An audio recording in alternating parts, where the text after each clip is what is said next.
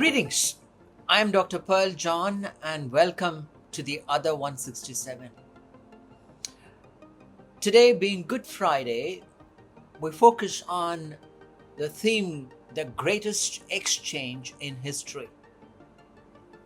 The cross, a place of divine exchange. Imagine this. You are drowning in debt, millions, and there seems to be no way out. Suddenly, a billionaire steps in, pays it all off, and transfers his entire fortune into your account. You go from bankrupt to billionaire in a moment. That's essentially what happened in the greatest trade in history. Imagine swapping your worst for someone's best, your debt for their wealth, your sickness for their health, your guilt for their innocence. Sounds unbelievable, right? But that's exactly what happened on Good Friday. At the cross, Jesus made the greatest exchange in history. He took our worst and gave us his best. He took our sin and gave us his righteousness. He took our death and gave us his life. He took our rejection and gave us his adoption. The cross wasn't just a tragic event. It was a transaction that changed eternity. Today, I want you to come along with me as we focus on three divine exchanges that happen on the cross. Truths that will transform the way you and I live. 1. Sin for righteousness. The exchange of our standing.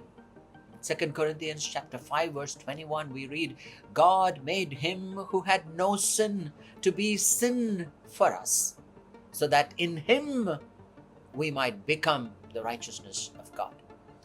The innocent became guilty so the guilty could become innocent. Jesus didn't just carry sin, he became sin for us. And in exchange, he gave us his righteousness. The great prisoner swap, the death row prisoner who was found to be guilty of the worst of crimes, guilty, condemned, hopeless. Suddenly, the judge's own son steps in and says, I will take the punishment. Let him go free. That's what Jesus did for us. He took our place so we could take his. Now, when God looks at you, he doesn't see your past. He sees Christ's perfection. Stop carrying the weight of guilt. Jesus already paid it in full. On the cross, Jesus didn't just take your sin, he gave you his righteousness. The second exchange, death for life, the exchange of our destiny. John chapter 11 verse 25, we read, I am the resurrection and the life. The one who believes in me will live even though they die. Sin leads to death, no exceptions, no loopholes. But Jesus took our place. He faced the grave so we could face eternity with hope. Because he died, we can truly live. But Jesus didn't just die. He conquered death. Because he died, we can truly live. A heart transplant patient was dying. He needed a new heart to survive. Then a young donor, a stranger, passed, and his heart was given to the patient. One had to die so the other could live. That's the Good Friday story. Jesus gave his life so we could have eternal life. Jesus died so we could receive a new life, an eternal life. And his resurrection proves that death does not get the final say. Will you live like someone who's been given a second chance? Because you truly have. Because Jesus died, death is not the end, it's just the beginning.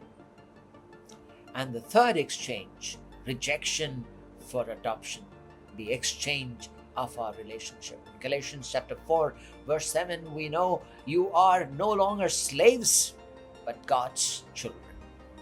On the cross, Jesus Christ, my God, why have you forsaken me?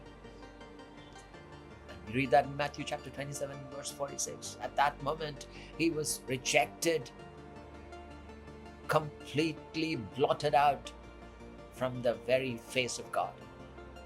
So you and I could be accepted and enjoy a wonderful connection with God on a day-to-day basis. He was abandoned so we could be adopted into God's family. You know, a little boy was abandoned at birth, no name, no family, no future.